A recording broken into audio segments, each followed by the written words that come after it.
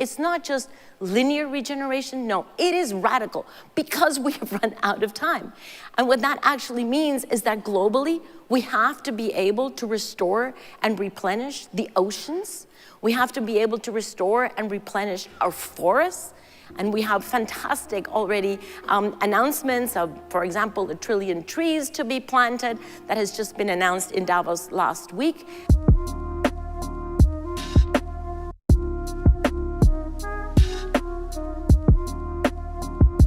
I am here to share with you the very sobering fact that we have just started a decade. Do you remember Happy New Year? Everybody doing their New Year resolutions, Happy 2020.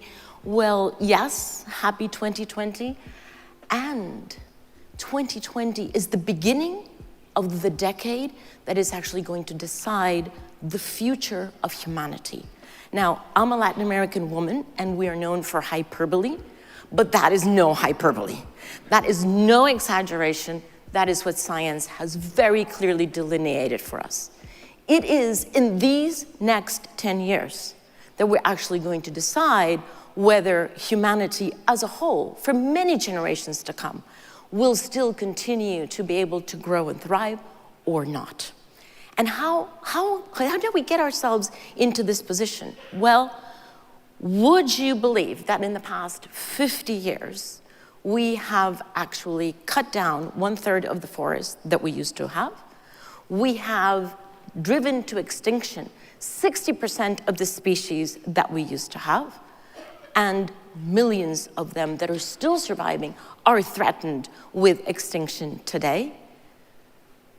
And because we have loaded my boss, the atmosphere, with so much carbon dioxide and other greenhouse gases, we're actually now at a concentration that we have never had, ever, in the history of humanity in the atmosphere. So we have reached the moment of choice. Had we done something about this 10, 20, 30 years ago, we would probably be in a much better position, but we have now backed ourselves up against the wall.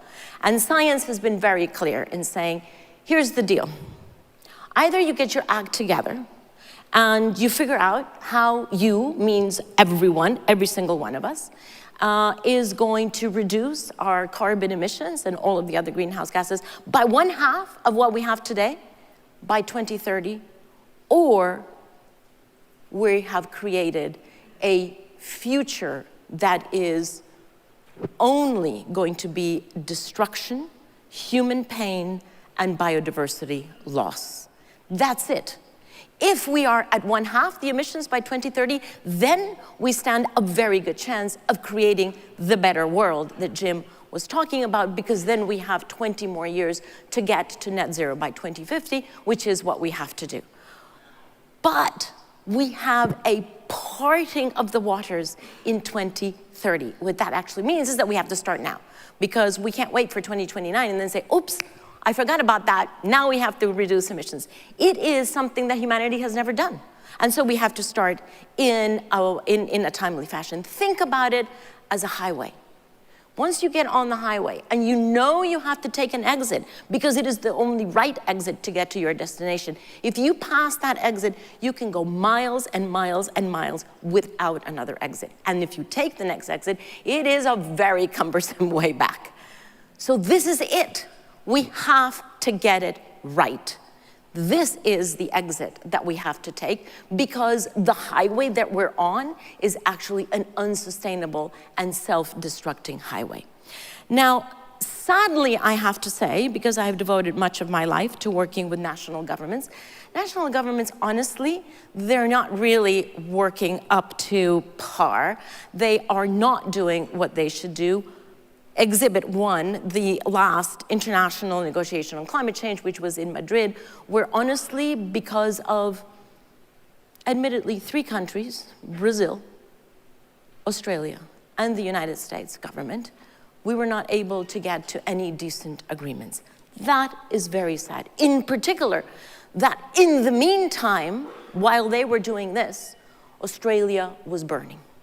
Australia was burning, and now we know that the burn area of Australia is 1/2 the territory of Germany, 2 times the size of Belgium. We now know that 1 billion animals were burned to death. And we now know that the economic cost of the fires in Australia were at least 100 billion Australian dollars, 80 billion US dollars.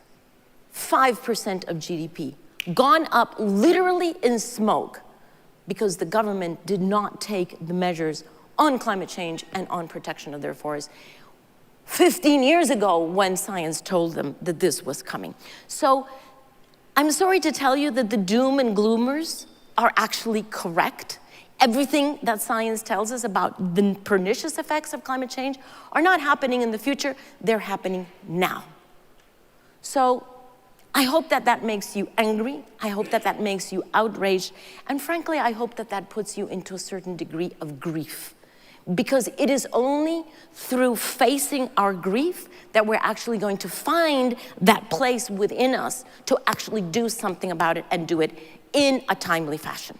So, what we're seeing now is actually a show of the possible destructive world that we could walk into, but it is not unavoidable. That's the piece that we have to remember. It is possible that we walk into that world, but it is not unavoidable. And the good news is there is so much, not necessarily in national governments, but there's so much that is actually happening positively on the part of the private sector. So let me give you a couple of examples of the speed of transformation in what I call the real economy as compared to the unreal politics. So in the real economy, we have to understand that change at this point in the 21st century is no longer linear. It is actually exponential. Did you know, and I'll give you a couple of examples on that. Did you know that worldwide, we're already at 1/4 of all the electricity being produced around the world is already renewable energy. And we're on track to be at 50% renewables by 2030, which is exactly what science demands. Did you know that by far and large, the car manufacturers, especially in other countries, but including in this country, are producing electric vehicles this year that are going to be at cost parity with the old moded vehicles that have an internal combustion engine that belongs in the museum. So we will have cost parity of electric vehicles, and the demand of cost of electric vehicles is going so fast that we now have a huge investment into batteries that is going to speed that up even more. And did you know that the capital markets are shifting very, very, very quickly? We have up to $12 trillion in the capital markets that have already either decided to or are already on the path to pull out that money from high carbon assets and move them over to low carbon assets. We have just recently, a couple of months ago, and re-announced now in Davos with new members, we have an alliance of asset owners who are top of the financial food chain because they give instructions to asset managers and they give instructions to the companies that they partially own. Those asset owners are saying, that's it. We have now understood that there's so much risk involved in us keeping our assets in high carbon that we are now mandating our asset managers and our companies to actually move over very quickly to a net zero portfolio and a net zero operations, net zero goods and services as quickly as possible, but certainly no later than 2050. And I could give you more and more examples. In this country, Larry Fink wrote famously his yearly letter that he writes saying the same thing. He manages $7 trillion, not a pretty penny. And he wrote a letter saying, okay, he finally got it. He finally got it. Too risky for capital to stay there, and we all have to move. So whether you see this through energy generation, whether you see it through transport, whether you see it through finance, the fact is that the real economy is moving very quickly and is racing toward this 2030 deadline. So let me come now to the waste management sector, because there is no doubt that given population growth and given the fact that we now have increasing regulations on illegal dumping, especially in China, there's no doubt that the waste management sector is going to grow. And it too will grow exponentially. Not linearly like it has in the past, but probably exponentially. So the question is not, is the waste management sector going to grow? The question is, how is it going to grow? With what degree of sustainability? And we've had a beautiful exposition from Jim on that.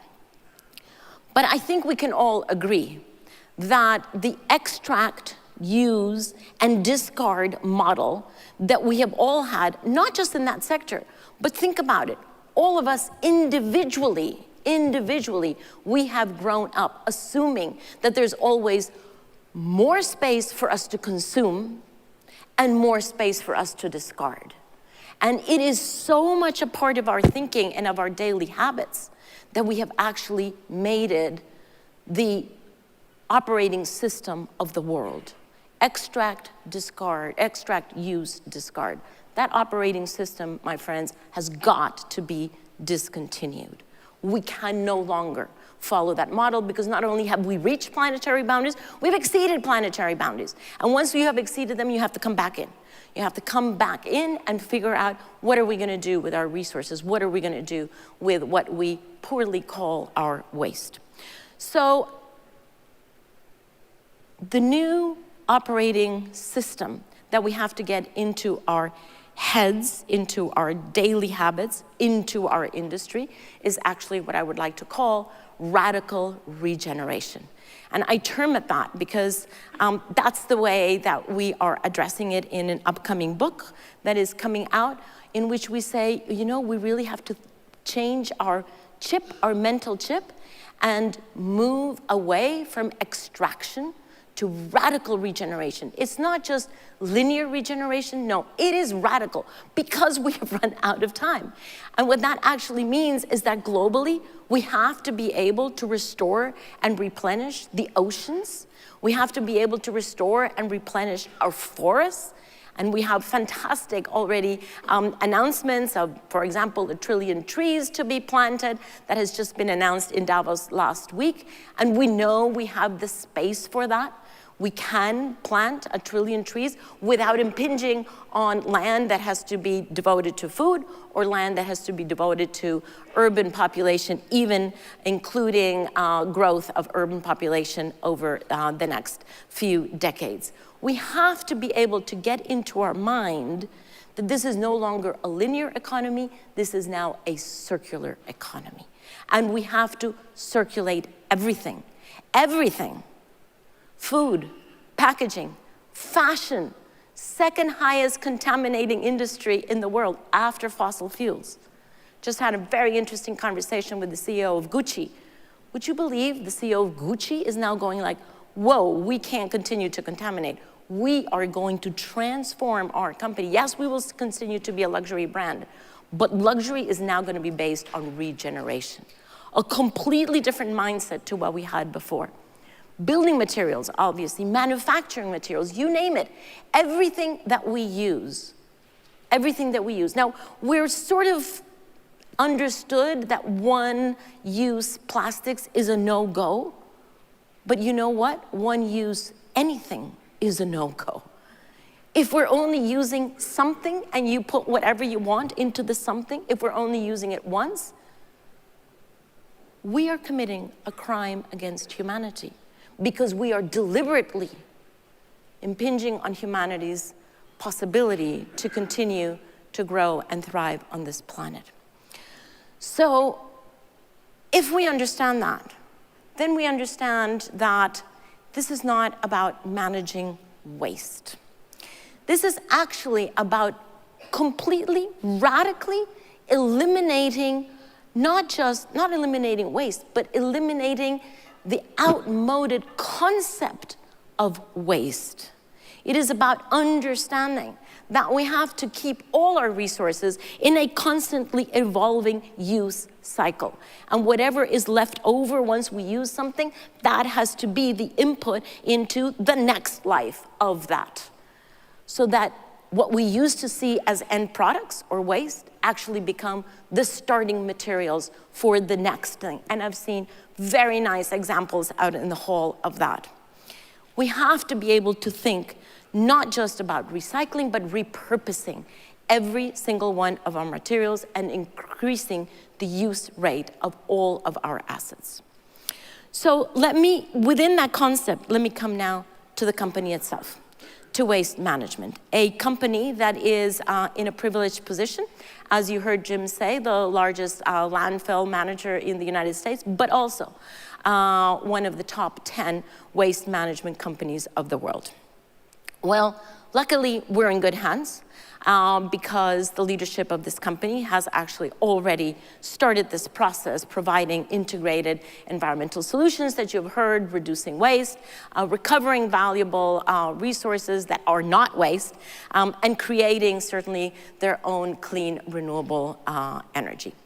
But my boss, the global atmosphere, she calls me every morning. Unfortunately, at some point, I gave her my cell phone.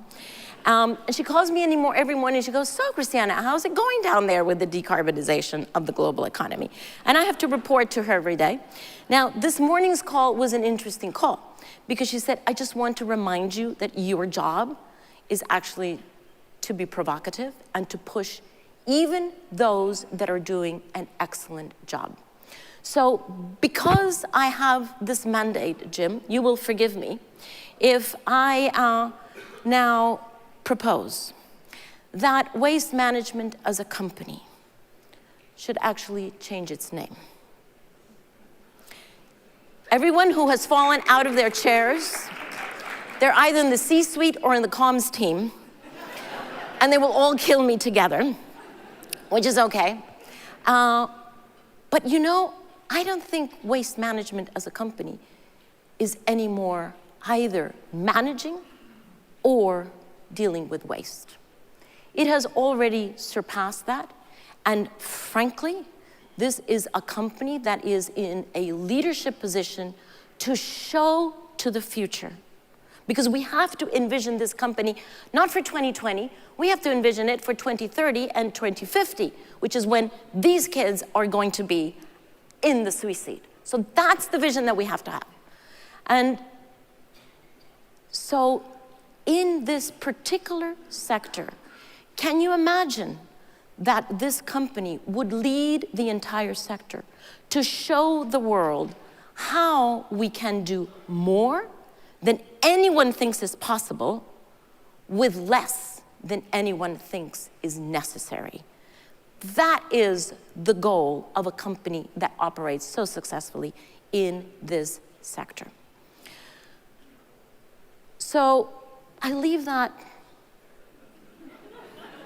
out there in the air to be considered, but I do think that there is an incredible opportunity here because we're not talking about a retrograde company, we're talking about a leading company anyway. And a company that honestly can not only take more steps itself, but lead the entire sector. Because getting to global 1/2 emissions by 2030 cannot be done by individual companies. This is an everyone in effort. And every single company has to be able to pull its peers in to where we need to go. So let me just conclude by saying the extract, use, and discard model is no longer viable because it has led to grave consequences, truly grave consequences. Now, you will argue, okay, but we were on that model and we didn't intentionally cause the damage that we caused. Agree. Unintentional, perhaps, at least on the part of most. Unintentional. But here's the deal. Unintentional just doesn't cut it anymore. Just like ignorance of the law is no defense in courts, we are now in the court of the future of humanity. And ignorance of the laws of nature is no longer an excuse for insufficiency of action. So whatever we did unintentionally in the past now needs to be converted from unintentional to decisively intentional, and to intentionally regenerative. Because it is only through radical regeneration that we're actually going to be able to create the better world that Jim has just aspired to. So my friends, because you are here, I know that I can welcome you to the growing family of radical regenerators around the world.